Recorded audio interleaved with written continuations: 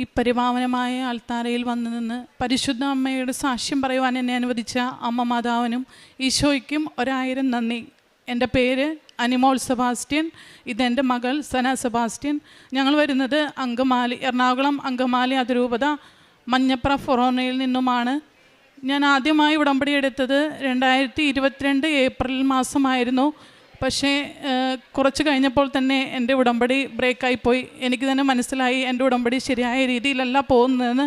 അപ്പോൾ ഞാൻ തന്നെ അത് സ്റ്റോപ്പ് ചെയ്തു. എന്നെനിക്ക് കറക്റ്റായിട്ട് ഉടമ്പടി മുമ്പോട്ട് കൊണ്ടുപോകാൻ സാധിക്കുമോ അന്ന് മാത്രമേ ഞാൻ ഉടമ്പടി പുതുക്കുന്നുള്ളൂ എന്ന് ഞാൻ തീരുമാനിച്ചു. അങ്ങനെ ഇരിക്കുമ്പോഴാണ് ഞങ്ങളുടെ ജീവിതത്തിൽ ഞങ്ങൾ പ്രതീക്ഷിക്കാത്തൊരു പ്രതിസന്ധി. ഞങ്ങൾക്ക് ചെറിയൊരു ബിസിനസ്സാണ്. ബിസിനസ് ആവശ്യത്തിനായിട്ട് ഞങ്ങൾക്ക് ഒരു ലോൺ ഉണ്ടായിരുന്നു. ലോൺ എടുത്തപ്പോൾ തന്നെ ഞങ്ങൾക്ക് ലോൺ ക്ലോസ് ചെയ്യാനായിട്ട് ഒരു ഫണ്ട് ഞങ്ങൾ കണ്ടിട്ടാണ് ലോൺ എടുത്തതെന്ന് പറഞ്ഞാൽ ഞങ്ങൾക്ക് ചിട്ടികളുണ്ടായിരുന്നു. എല്ലാം വലിയ ചിട്ടികളായിരുന്നു. അപ്പോൾ ആ ചിട്ടികൾ കിട്ടുമ്പോൾ തന്നെ ഞങ്ങളുടെ ലോൺ ക്ലോസ് ചെയ്യാം എന്ന് ഉള്ള പ്രതീക്ഷയിൽ ഞങ്ങൾ ലോൺ എടുത്തു. പക്ഷേ ഞങ്ങൾ പ്രതീക്ഷിച്ച പോലെ ഒന്നും ഞങ്ങൾക്ക് ലോൺ ക്ലോസ് ചെയ്യാൻ സാധിച്ചില്ല. ഞങ്ങൾ എമൗണ്ട് ഫിക്സഡ് ഇടേണ്ടി വന്നു. ആ ചിട്ടി കിട്ടിയിട്ട് ആ എമൗണ്ട് എടുക്കാനായിട്ട് ഞങ്ങൾ ബാങ്കിലേക്ക് ചെന്നപ്പോഴാണ് അറിയുന്നത് ഞങ്ങൾക്ക് പ്രോപ്പർട്ടി വെച്ചിട്ടാണ് ഞങ്ങൾ ലോൺ എടുത്തത്. ആ പ്രോപ്പർട്ടി റിലീസ് ചെയ്യണമെങ്കിൽ ഫണ്ട് അടച്ച് 3 ദിവസം നമുക്ക് സമയം വേണം. ആ 3 ദിവസത്തിന് ശേഷം മാത്രമേ നമുക്ക് പ്രോപ്പർട്ടി അവർ റിലീസ് ചെയ്ത് തരുകയുള്ളൂ.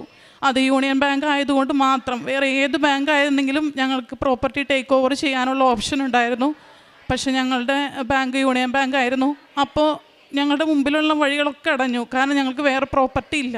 ഞങ്ങളുടെ ആ ഒരൊറ്റ പ്രോപ്പർട്ടി മാത്രമേ ഞങ്ങൾക്കുള്ളൂ. അത് ഞങ്ങൾക്ക് KSF-ലേക്ക് കൊടുത്താൽ മാത്രമേ ആ ഒരു ഫണ്ട് ഞങ്ങൾക്ക് തരൂ. അപ്പോൾ ഞങ്ങളുടെ മുമ്പിൽ വേറെ ഒരു ഓപ്ഷൻ ഇല്ല. പക്ഷേ അപ്പോഴും ഞാൻ ഉടമ്പടി പുതുക്കണതിനെക്കുറിച്ച് ആലോചിച്ചില്ല എന്ന് തന്നെ പറയാം. ഞാൻ വീണ്ടും ഞങ്ങളുടേതായ രീതിയിൽ, മാനുഷികമായ രീതിയിൽ നമ്മൾ പല വഴികളും ശ്രമിക്കുമല്ലോ. ആ വഴികളെല്ലാം ഞങ്ങൾ നോക്കി. ഏകദേശം ഒരു വർഷത്തോളം ഞങ്ങൾ ആ പ്രശ്നത്തിൻ്റെ പുറകെ ഞങ്ങൾ നടന്നു. പക്ഷെ ഞങ്ങളെക്കൊണ്ട് ഒന്നും ചെയ്യാൻ സാധിച്ചില്ല. പലരും ഞങ്ങളെ സഹായിക്കാമെന്ന് പറഞ്ഞെങ്കിലും ആ സമയമായപ്പോൾ എല്ലാവരും കൈയൊഴിഞ്ഞു. പക്ഷെ അവിടെ നിന്ന് തുടങ്ങി ഞങ്ങളുടെ ജീവിതത്തിൽ പ്രശ്നങ്ങൾ വരാൻ തുടങ്ങി. പിന്നെ ഞങ്ങളുടെ ബിസിനസ്സിലേക്ക് ഞങ്ങൾക്ക് ഫണ്ടില്ലാതെയായി. ഞങ്ങളുടെ കാര്യങ്ങളൊന്നും മുമ്പോട്ട് പോകാതെയായി. അപ്പോൾ എനിക്ക് മനസ്സിലായി അമ്മ മാതാവിനെ പിടിച്ചാലേ ഇനി നമ്മുടെ കാര്യങ്ങൾ മുമ്പോട്ട് പോകുമെന്ന്. വീണ്ടും ഞാൻ വന്ന് അമ്മ മാതാവിനോട് മാപ്പ് പറഞ്ഞ് ഉടമ്പടി പുതുക്കി. ആ ഉടമ്പടി പുതുക്കി കുറച്ച് ദിവസങ്ങൾ കഴിഞ്ഞപ്പോൾ തന്നെ ഞങ്ങൾ ആദ്യം ചോദിച്ച വ്യക്തികൾ തന്നെ ഇങ്ങോട്ട് വന്ന് ഞങ്ങളോട് പറയുകയുണ്ടായി, നിങ്ങളെ ഞങ്ങൾ സഹായിക്കാം, നമുക്കൊരു വഴി കാണാം എന്ന് പറഞ്ഞ്. അങ്ങനെ 10 വ്യക്തികളുടെ സഹായത്തോടു കൂടിയാണ് ഞങ്ങൾക്ക് ആ ലോൺ ക്ലോസ് ചെയ്യാൻ പറ്റിയത്. അത് നിങ്ങൾ കേൾക്കുമ്പോൾ എത്രത്തോളം ഇത് തോന്നുമെന്ന് എനിക്കറിയില്ല. ഞങ്ങളുടെ ആ സമയത്തെ അവസ്ഥ എന്ന് പറഞ്ഞാൽ ഞങ്ങൾ പ്രതീക്ഷിക്കാത്തൊരവസ്ഥയായിരുന്നു. അതിനെ ഫേസ് ചെയ്യാമെന്ന് പറഞ്ഞാൽ അതിനേലും ബുദ്ധിമുട്ടായിരുന്നു.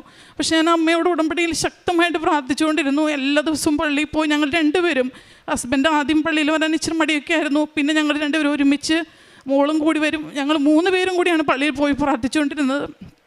അങ്ങനെ ഒരാഴ്ചയ്ക്കുള്ളിൽ തന്നെ ഞങ്ങളുടെ ഈ പ്രശ്നം, ഞങ്ങൾ 1 വർഷം നോക്കിയിട്ട് നടക്കാത്ത കാര്യം ഒരാഴ്ചയ്ക്കുള്ളിൽ തന്നെ അമ്മ മാതാവ് പരിഹരിച്ചു തന്നു. ആ പ്രശ്നം പരിഹരിക്കുന്നതിന് മുമ്പ് തന്നെ ഞാൻ അമ്മയോട് പറഞ്ഞു, അമ്മ ഞാൻ അഖണ്ഡ ജപമാല റാലിയിൽ ഞാൻ പങ്കെടുത്തോളാം. അമ്മ എന്നെ സഹായിച്ചാലും ഇല്ലെങ്കിലും ഞാൻ ഈ റാലിയിൽ പങ്കെടുക്കും.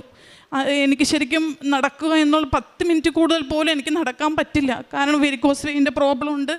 അത് എന്നെ വല്ലാതെ ബുദ്ധിമുട്ടിക്കുന്നുണ്ട്. എനിക്ക് നടക്കുമ്പോൾ ഭയങ്കര കാലുവേദനയാണ്. പക്ഷെ ഞാൻ അമ്മയോട് പറഞ്ഞു, അമ്മയെ എനിക്ക് നടക്കാൻ സാധിക്കണമെങ്കിൽ അമ്മ എൻ്റെ കരം പിടിക്കണം, എങ്കിലേ എനിക്ക് നടക്കാൻ സാധിക്കൂ. പക്ഷെ ഞാൻ വരും, ഞാൻ എങ്ങനെയായാലും ഉടമ്പടി റാലിയിൽ ഞാൻ പങ്കെടുക്കും, ജപമാല റാലിയിൽ ഞാൻ പങ്കെടുക്കും അമ്മയെന്ന് പറഞ്ഞ് തന്നെ ഞാൻ പ്രാർത്ഥിച്ചു. അതുപോലെ തന്നെ ശരിക്കും ഒക്ടോബർ 26-ാം തീയതി 2024 ജപമാല റാലി 26-ാം തീയതിക്ക് മുമ്പ്, കറക്റ്റ് ഒരാഴ്ച മുമ്പ് തന്നെ ഞങ്ങളുടെ ഈ പ്രശ്നം അമ്മ പരിഹരിച്ചു തന്നു.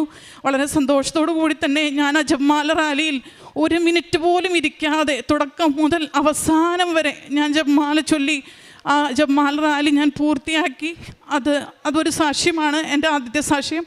രണ്ടാമതായിട്ട് എൻ്റെ മകളുടെ സാക്ഷ്യമാണ്. ഇതും കഴിഞ്ഞ വർഷം 10ാം ക്ലാസ് പാസ്സായതാണ്. സാക്ഷ്യം പറയാൻ വൈകിപ്പോയതിലും അമ്മയോട് ഞാൻ മാപ്പ് ചോദിക്കുകയാണ്. എൻ്റെ മകൾ കഴിഞ്ഞ വർഷം 10ാം ക്ലാസ് പരീക്ഷ എഴുതി. അവൾക്ക് മാത്സ് എന്ന വിഷയം കേൾക്കുമ്പോൾ തന്നെ പേടിയാണ്, കരച്ചില്ല, പഠിക്കില്ല. മാത്സ് എടുക്കുമ്പോൾ പറയും വേറെ ഏതെങ്കിലും വിഷയം ഞാൻ പഠിച്ചോളാം, പക്ഷെ മാത്സ് പഠിക്കണ കാര്യം മാത്രം അമ്മ എന്നോട് പറയരുത്. അതെനിക്ക് പറ്റില്ല അമ്മ, ബാക്കി എല്ലാ വിഷയത്തിനും ഞാൻ മാർക്ക് മേടിക്കും, പക്ഷെ മാത്സിന് എനിക്ക് പറ്റില്ല.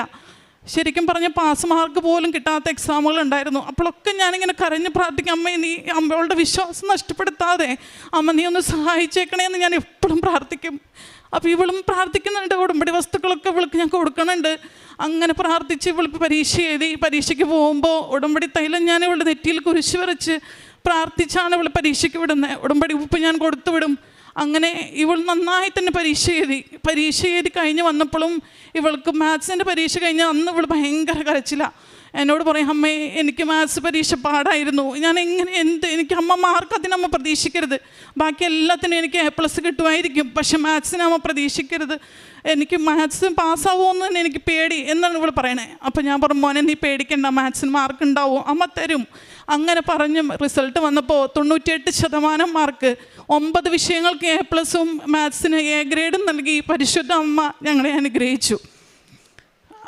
അടുത്തതായിട്ട് എനിക്ക് ഉടമ്പടി നേർച്ച വസ്തുക്കൾ വഴി ലഭിച്ച സാക്ഷ്യമാണ്. എനിക്ക് വല്ലാത്ത മുട്ടുവേദന, പെട്ടെന്നൊരു ദിവസം മുട്ടുവേദന.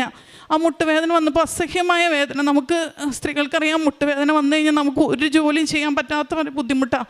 ആ വേദന വന്നപ്പോൾ ഞാനിങ്ങനെ സന്ധ്യാപ്രാർത്ഥനയ്ക്ക് ഞാനിങ്ങനെ പ്രാർത്ഥിക്കാൻ, എൻ്റെ അമ്മേ എനിക്ക് ഈ മുട്ടുവേദന വെച്ചിട്ട് ഒരു ജോലിയും ചെയ്യാൻ പറ്റണില്ല, എന്നെ സഹായിക്കാനായിട്ട് വീട്ടിലെനിക്ക് പാരൻസ് വേറെ ആരും ഇല്ല, ഞങ്ങൾ 3 മക്കളും ഹസ്ബൻഡും ഞാനുമാണ് ഉള്ളത്. അപ്പോൾ എനിക്ക് ജോലി എടുക്കാതിരിക്കുക എന്ന് പറഞ്ഞ ഒരു ഓപ്ഷൻ ഇല്ല.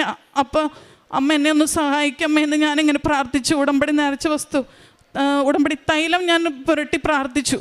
അതിന് ശേഷം എനിക്ക് അത്രയും ശക്തമായ മുട്ടുവേദന എനിക്ക് വന്നിട്ടില്ല. ആ വേദന പിറ്റേ ദിവസം എവിടെ പോയെന്നറിയാത്ത വിധം പരിശുദ്ധ അമ്മ എനിക്ക് സൗഖ്യം നൽകി. പിന്നെ എൻ്റെ ഉടമ്പടി ജീവിതത്തിലെ കാരുണ്യ പ്രവർത്തികൾ എന്ന് പറഞ്ഞാൽ, ഞാൻ തൊട്ട് അടുത്ത് തന്നെ ഒരു സിസ്റ്റേഴ്സ് നടത്തുന്ന ഒരു മെൻ്റൽ റിട്ടയർഡായിട്ടുള്ള ചേച്ചിമാരെ താമസിക്കുന്നൊരു സ്ഥാപനമുണ്ട്. അവിടെ ഞാൻ മിക്കവാറും 15 ദിവസം കൂടുമ്പോൾ ഞാൻ പോവാറുണ്ട്. അവർക്കിടെ റൂമുകളും ബാത്റൂമും ഒക്കെ ക്ലീൻ ചെയ്ത് കൊടുക്കാനും അവർക്ക് ആവശ്യമായ എന്തെങ്കിലും ഫുഡ്, മിക്കവാറും എൻ്റെ കൈകൊണ്ടുണ്ടാക്കിയോ പായസമോ സ്നാക്സോ എന്തെങ്കിലും ഫുഡും കൊടുക്കാറുണ്ട്. അങ്ങനെ എന്തെങ്കിലുമൊക്കെ ഞാൻ കൊണ്ടുപോയി അവർക്ക് കൊടുക്കുകയും അവരെ കാണുകയൊക്കെ ചെയ്യാറുണ്ട്. സിസ്റ്റേഴ്സിനും ഒക്കെ ആയിട്ട് എന്തെങ്കിലുമൊക്കെ സഹായങ്ങൾ ഞാൻ ചെയ്യാറുണ്ട്. പിന്നെ നമ്മുടെ വീട്ടിൽ വരുന്നവരെ ആരെയും ഭക്ഷണത്തിനായിട്ടായാലും അല്ലാതെയായിട്ടായാലും വരുന്നവരെ ആരെയും ഞാൻ നിരാശപ്പെടുത്താറില്ല. എന്നെക്കൊണ്ട് സാധിക്കാവുന്ന വിധത്തിൽ ചെറുതായാലും ഞാൻ എന്തെങ്കിലും കൊടുത്തേ അവരെ വിടാറുള്ളൂ. അതാണ് പ്രേക്ഷിത പ്രവർത്തനമായിട്ട്. പിന്നെ ഞാൻ ചെയ്യുന്നത് പത്രം വാങ്ങിക്കൊണ്ട് പോകാറുണ്ട്. പത്രം കൊണ്ടുപോയിട്ട് ഞാൻ മിക്കവാറും ഓട്ടോറിക്ഷ സ്റ്റാൻഡിലും ബസ് സ്റ്റാൻഡിലും ഒക്കെ കൊടുക്കാറുണ്ട്. തൊട്ടടുത്തും ഞാൻ പത്രം വീടുകളിൽ ഞാൻ കൊണ്ടുപോയി കൊടുക്കാറുണ്ട്. പരിശുദ്ധമ്മ നൽകിയ അനുഗ്രഹങ്ങൾ ഞാൻ എല്ലാവരോടും പറഞ്ഞു തന്നെയാണ് പത്രം കൊടുക്കാറ്. ഇടയ്ക്ക് എൻ്റെ മക്കളെയും കൂട്ടിയിട്ടാണ് ഞാൻ പത്രപ്രവർത്തനത്തിന് പോകാറുള്ളത്. അവർക്കും വളരെ വിശ്വാസമാണ്. ഇവൾ പറയുക, എന്നോട് ഇടയ്ക്ക് ചോദിക്കും, അമ്മ എനിക്ക് എങ്ങനെ ഈ മാർക്ക് കിട്ടിയെന്ന് അമ്മ വിചാരിക്കണേ, ഞാൻ എഴുതിയിട്ടല്ല, എനിക്കങ്ങനെ മാർക്ക് കിട്ടാനായിട്ട് ഞാനൊന്നും എഴുതിയിട്ടില്ല. അങ്ങനെ അവൾക്കും മാതാവിനോട് വലിയ വിശ്വാസമാണ്. ഇപ്പോഴും അവൾ നേർച്ച വസ്തുക്കൾ ഉപയോഗിക്കുകയും മാതാവിനോട് ശക്തിയായി പ്രാർത്ഥിക്കുകയും ചെയ്യുന്നുണ്ട്. എൻ്റെ അമ്മ മാതാവ് ഈശോയും ഞങ്ങൾക്ക് നൽകിയ ഈ വലിയ അനുഗ്രഹത്തിന് പരിശുദ്ധ അമ്മയ്ക്കും ഈശോയ്ക്കും ഞാൻ കോടാനുകൂടി നന്ദി പറയുന്നു. മലാക്കി പ്രവാചകൻ്റെ പുസ്തകം 3-ാം അധ്യായം 17-ാം തിരുവചനം. സൈന്യങ്ങളുടെ കർത്താവ് അരുളി ചെയ്യുന്നു, അവർ എൻ്റേതായിരിക്കും, ഞാൻ പ്രവർത്തിക്കുന്ന ദിവസം അവർ എൻ്റെ പ്രത്യേക അവകാശമായിരിക്കും. പിതാവ് തന്നെ സ്നേഹിക്കുന്ന സേവിക്കുന്ന പുത്രനെ എന്ന പോലെ ഞാൻ അവരെ രക്ഷിക്കും. അനിമോൾ എന്ന ഈ സഹോദരി അമ്മ മകളോടൊപ്പം വന്ന് പ്രത്യക്ഷീകരണ സാക്ഷ്യമ്മയുടെ ഏറ്റുപറയുന്നത്, ഈശോ അവർക്ക് ചെയ്തു കൊടുത്ത എല്ലാ അനുഗ്രഹങ്ങൾക്കും കൃപകൾക്കും നന്ദി പറയാൻ വേണ്ടിയാണ്. പരിശുദ്ധ അമ്മയുടെ മധ്യസ്ഥതയിലൂടെ അവരുടെ കരം പിടിച്ച് പരിശുദ്ധ അമ്മ അവരെ ഈശോയിലേക്ക് അടുപ്പിച്ച് അവരുടെ സങ്കടങ്ങളിൽ, വലിയ ബിസിനസ് തകർന്നപ്പോഴുണ്ടായ വലിയ സങ്കടങ്ങളിൽ പരിശുദ്ധ അമ്മ എങ്ങനെയാണ് ചേർത്ത് പിടിച്ചതെന്നതിൻ്റെ സാക്ഷ്യമായിരുന്നു. 2024 ജപമാല റാലിയിലാണ് ആ സാക്ഷ്യത്തിന് അവർക്ക് സാക്ഷിയായി നിൽക്കാനുള്ള ഒരു വലിയ സാധ്യത അവർക്ക് ലഭിച്ചത് എന്ന് സാക്ഷ്യപ്പെടുത്തുന്നു. നമുക്കറിയാം, കടമെടുത്താലും ലോൺ എടുത്താലും എത്ര തന്നെ കടക്കണിയിൽ ഇന്ന് മുങ്ങി നിൽക്കുന്നവർക്കെല്ലാം ഇന്ന് അമ്മ കരം പിടിച്ചുയർത്തിയ 10,000-കണക്കിന് സാക്ഷ്യങ്ങളാണ് ഇന്ന് ഈ അൾത്താരയിൽ പറഞ്ഞു പോയിട്ടുള്ളത്. അവർക്കെല്ലാം അവരുടേതായ ഒരു ദൈവാനുഭവം ഈ അൾത്താരയിലേറ്റ് പറയാനുണ്ട്. പരിശുദ്ധ അമ്മ വ്യത്യസ്തങ്ങളായ രീതിയിൽ അവരുടെ ജീവിതത്തിൽ ഇടപെടുകയും അവരുടെ നേർച്ച വസ്തുക്കളുടെ കൃത്യമായ ഉപയോഗവും അവരെപ്പോഴെല്ലാം ഈ പരിശുദ്ധ അമ്മയെ വിളിക്കുന്നു ആ വിളി കേൾക്കുന്ന ഒരു ദൈവാനുഭവം അവർക്കുണ്ടാവുകയാണ്. പരിശുദ്ധ അമ്മയുടെ സാമീപ്യം ഇവർക്ക് കൃത്യമായും ആ കമ്മ്യൂണിക്കേഷൻ അവർക്ക് കൃത്യമായി നൽകുമായിരുന്നു. ഈ അനിമോൾ എപ്പോഴും പ്രാർത്ഥിക്കുക, അമ്മേ എന്നെ കൈവിടല്ലേ. അമ്മ ഒരിക്കലും കൈവിടുന്നില്ല. അമ്മ എപ്പോഴും നമ്മെ ഈശോയുടെ അടുത്തേക്ക് കൊണ്ടുപോവുകയാണ്. ആ ഒരു ജീവിതാനുഭവം അവർക്ക് അവരുടെ ഇതൊരു ഉടമ്പടി ഒരു ജീവിതക്രമമാകുവാൻ അവരെ സഹായിച്ചു എന്ന് ഏറ്റുപറയുകയാണ്.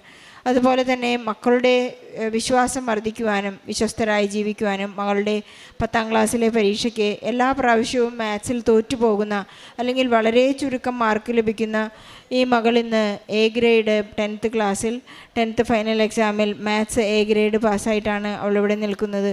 98% മാർക്ക് ഒരു മകൾക്ക് ലഭിച്ചു എന്നുള്ളതിൽ അതൊരു അത്ഭുതമല്ലാതെ മറ്റൊന്നല്ല. മകളും കൃത്യമായി നേർച്ച വസ്തുക്കളുടെ ഉപയോഗവും പരിശുദ്ധ അമ്മയോടുള്ള സ്നേഹവും വാത്സല്യവും ഈശോയുടെ അനുഗ്രഹവും ഈ മകൾക്ക് പ്രത്യേകമായിട്ടുണ്ടായിരുന്നു. അവർ എപ്പോഴും ഉടമ്പടിയിൽ വിശ്വസ്തരായിരിക്കാൻ അവരുടെ കുടുംബം എന്ന് പ്രയത്നിക്കുന്നു.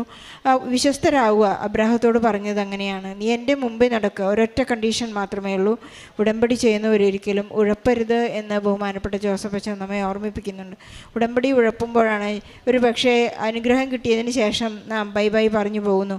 പിന്നീടൊരു തടസ്സങ്ങളോ പ്രതിസന്ധികളോ ഉണ്ടാകുമ്പോൾ ഓടി വരാനുള്ള അല്ലെങ്കിൽ ഈശോ ഒരു പ്രൊവൈഡറാണ് എന്ന് നാം ഒരിക്കലും കരുതരുത്. ഈശോ വിശ്വസ്തനാണ്. വാഗ്ദാനങ്ങളിൽ ദൈവം വിശ്വസ്തനായതുപോലെ തന്നെ നമ്മുടെ വാഗ്ദാനങ്ങളിൽ നമുക്ക് എപ്പോഴും വിശ്വസ്തരായിരിക്കാം. അനിമോളിനും കുടുംബത്തിനും ലഭിച്ച എല്ലാ അനുഗ്രഹങ്ങൾക്കും നന്ദി പറഞ്ഞുകൊണ്ട് ഈ വർഷം 10ാം ക്ലാസ്സിൽ പഠിക്കുന്ന എല്ലാ മക്കളെയും നിയോഗങ്ങളെ ചേർത്ത് വെച്ച് നമുക്ക് പ്രാർത്ഥിക്കാം. അതുപോലെ തന്നെ കടക്കണിയിലായിരിക്കുന്ന മക്കളെ ലോൺ എടുത്തിട്ട് അടയ്ക്കാൻ സാധിക്കാത്തവരുടെയും നിയോഗങ്ങളെ സമർപ്പിച്ച് പ്രാർത്ഥിച്ചുകൊണ്ട് ഈശോയ്ക്കും പരിശുദ്ധ അമ്മയ്ക്കും നല്ലൊരു കയ്യടി നൽകി സാക്ഷി നമുക്ക് സമർപ്പിക്കാം.